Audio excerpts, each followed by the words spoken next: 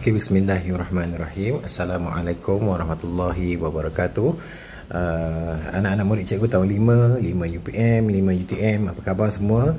Okey, hari ini kita akan belajar tentang tajuk pengaratan. Pengaratan. Okey, kita baca muka surat 163.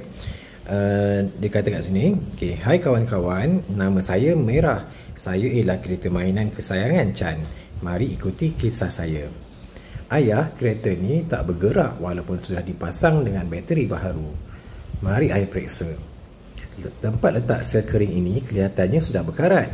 Warnanya sudah berubah. Dia dah berkarat. Tempat letak bateri dia berkarat.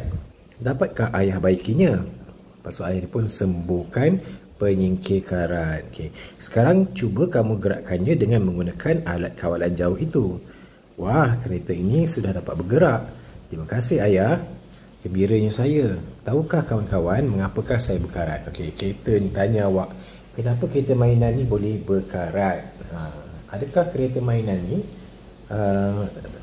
semua bahagian badan dia boleh berkarat? Okey, mengapakah hanya sebahagian daripada bahagian kereta yang berkarat? Okey, kenapa bahagian tempat letak sel kering ni je berkarat? Bagaimanakah cara untuk mencegah pengaratan daripada berlaku? Okey, kamu tahu tak macam mana elakkan barang-barang awak menjadi berkarat? Contohnya kereta mainan ni, ada tak cara untuk kita elakkan barang kita tu, contohnya tempat letak sel kering ni daripada berkarat? Ada cara dia. Antara cara dia letak ni lah, penyingkir karat ni. Dan ada beberapa cara-cara lain untuk mengelakkan pengaratan berlaku. Okey, kita nak belajar pasal pengaratan ni. Okey. Seterusnya, ciri-ciri objek yang berkarat. Apakah ciri-ciri objek yang berkarat? Terdapat objek yang berkarat di sekeliling kita. Objek yang berkarat mempunyai ciri-ciri tertentu.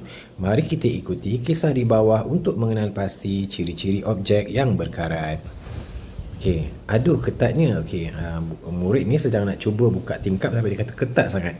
Pembuka tingkap itu sudah berkarat. Lihatlah warnanya perang kemerahan. Okey, ciri-ciri berkarat yang pertama ialah warnanya berubah. Warnanya jadi perang kemerahan. Tengok ni kamu ada tak tingkap macam ni kat rumah? Jarang dah tingkap macam ni. Ada juga yang macam tingkap macam ni. Kalau ada yang tingkap nako ni, kalau dia dah warna dia perang kemerahan macam maknanya dia dah berkarat. Mengapakah engsel pintu ni berbunyi kuat, cikgu? Engsel pintu ini pun sudah berkarat. Lihat, permukaan engsel pintu juga sudah kasar dan skrunya sudah rapuh. Permukaan dia kasar. Kalau kita tengok permukaan engsel, dia kasar, tak licin macam biasalah. Macam baru mula-mula kamu gunakan tingkap tu ataupun pintu ni. Satu lagi dia akan kalau yang berkarat dia akan berbunyi lah. Kalau kita tengok pintu yang dah berkarat, apa-apa yang berkarat biasanya kalau terlalu ketat dia akan menghasilkan bunyi. Apakah ciri-ciri objek yang berkarat? Akan kita tanya. Macam tadilah, warna dia berubah, permukaan dia pun kasar. Okey, ni aktiviti dia suruh kamu tengok aktiviti objek di sekeliling awak.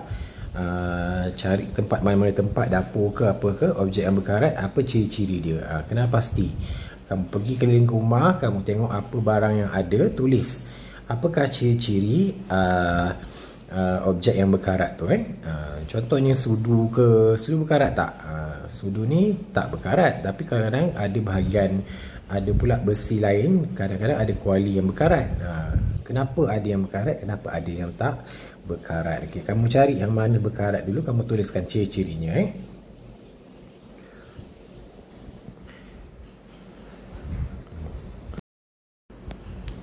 Okey, pada muka surat 167 ni, objek yang berkarat, dia suruh mengenal pasti objek yang berkarat. Okey, apa yang patut ada? Ya, jarum, rod kaca. Rod kaca ni kat rumah biasa tak ada. Penyedut minuman, lidi sate, paku, kapas dan juga cuka. Apa kita nak buat? Basahkan kapas dengan cuka. Ambil kapas, basahkan dengan cuka. Nombor 2, susunkan jarum, rod kaca, penyedut minuman, lidi sate dan paku di atas kapas basah. Susunkanlah barang-barang yang kamu nak uji ni, dia boleh berkarat ke tidak. Okey, kamu gunalah barang kamu yang ada. Kalau yang tak ada, rod kaca yang tak ada, boleh tak payahlah, boleh ganti benda lain. Nombor 3, gulungkan kapas basah dan biarkan selama 5 hari. Gulungkan dalam objek ni, di dalam kapas basah tadi, biarkan selama 5 hari. Jangan usik. Lepas 5 hari kamu buka, kamu tengok adakah objek-objek ini berkarat ataupun tidak. Contohnya jarum. Katakanlah kamu dapati selepas 5 hari berkarat, tulis ni berkarat. Lidi sate berkarat ke tak? Cuba try. Paku berkarat ke tak? Penyedut minuman berkarat atau tak? Dan juga rod kaca berkarat atau tak. Kalau tak ada rod kaca dan tak ada objek-objek ni, boleh guna objek lain. Tak apa. Letakkan dalam cari cuka makanan tu. Tanya mak kamu ada cuka tak mak? Minta cuka sikit dengan kapas, basahkan dengan cuka. Berhati-hati di bau dia tu meruap sikit je. Jadi kamu kena jauh sikit lah. Elok kamu pakai mask pun okey. Sambil pakai mask tu, kamu tuangkan cuka dekat kapas tu. Lepas tu masukkan objek-objek yang kamu nak tengok. Objek-objek kecil lah. Paku, jarum peniti kan, kunci ke. Kamu gulungkan dan biarkan selama 5 hari. Okay, perhatikan yang mana berkarat. Okay, kamu akan buat kesimpulan objek yang diperbuat daripada bahan apa yang akan berkarat. Cuba buat. Siapa buat ni dia baguslah. Dia akan dapat pengetahuan yang lebih dalam. Okey, seterusnya yang ini penting faktor-faktor yang menyebabkan pengaratan. Okey, yang ni cikgu nak kamu cuba buat. Cuba cari barang-barang ni kat rumah kalau ada. Okey, soalan tanya, apakah yang menyebabkan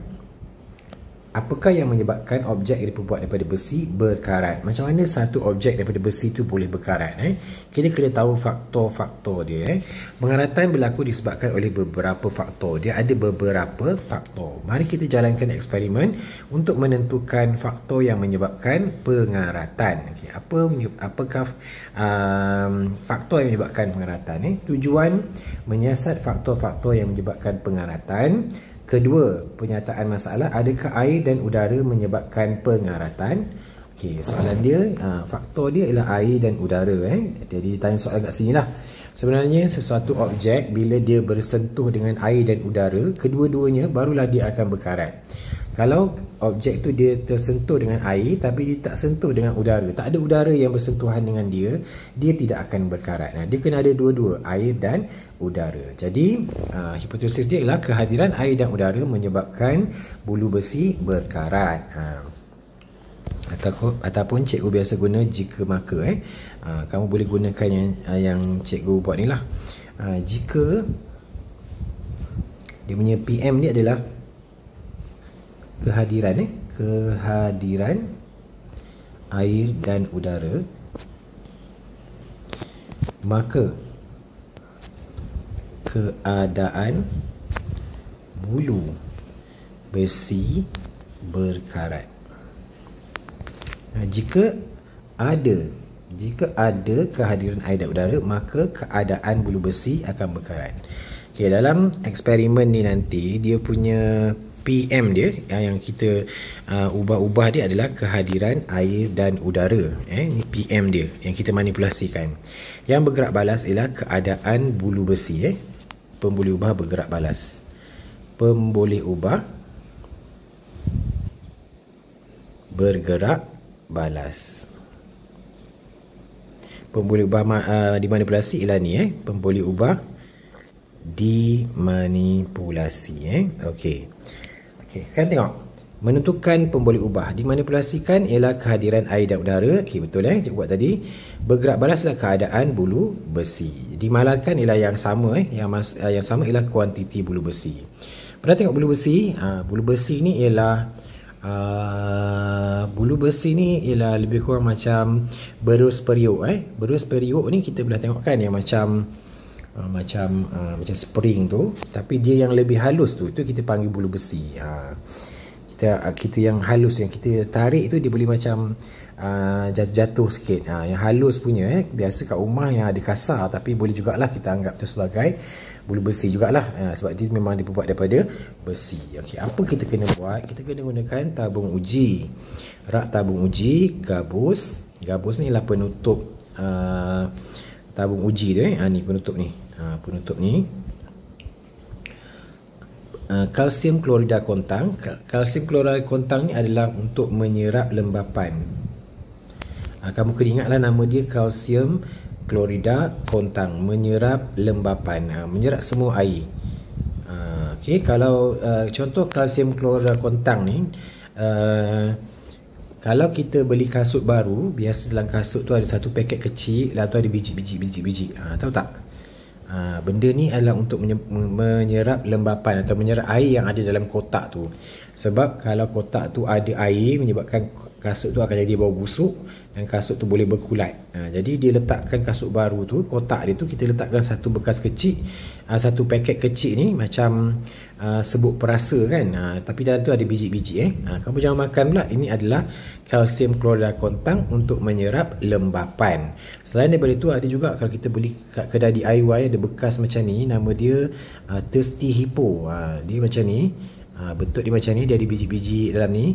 Kita letakkan dalam almari supaya almari kita tak berbau hapak, sebab dia menyerap semua lembapan yang ada dalam almari. Contohnya kamu jemur baju tak habis kering, kamu dah letak dalam almari, lama-lama almari tu akan berbau hapak. Jadi kita letak benda ni supaya almari tu sentiasa kering, sebab dia akan menyerap lembapan di dalam almari tu. Okey, cikgu cari sekejap contohnya. Kalsium klorida kontang ni kamu beli kat kedai DIY ada, dekat Daiso ada. Ni untuk ni contoh macam ni lah, untuk mengeringkan persekitaran, untuk menyerap lembapan. Okey, ni kalsium klorida kontang. Kalau kamu ada boleh ambil sikit dalam ni, gunakan untuk eksperimen ni. Okey, cuma cikgu nak kamu tahu kalsium klorida kontang ialah untuk menyerap lembapan. Okey, dah hilang ayat cikgu tadi. Kalsium klorida kontang tujuannya menyerap lembapan. Kena ingat cikgu cakap kalau berkarat mesti ada dua faktor dia, ialah kehadiran air dan kehadiran udara. Mesti ada dua-dua. Kalau ada kehadiran air saja, kehadiran udara tak ada, dia tak akan berkarat. Kalau ada kehadiran udara, tak ada kehadiran air, dia tak akan berkarat juga. Tapi kalau jika ada kehadiran air dan udara, maka keadaan bulu besi ataupun keadaan objek-objek besi akan berkarat. Okey, dia akan masukkan step dia macam ni. Letakkan 4 tabung uji pada rak tabung. Tak apa kamu tak tahu, kamu tak boleh buat eksperimen ni di rumah sebab tak ada barang-barang pun tak apa. Tapi kalau kamu boleh buat, memang kamu seorang yang kreatif, kamu yang bagus, kamu boleh cari barang, kamu boleh gantikan. Tabung uji ni kalau tak ada boleh cari botol.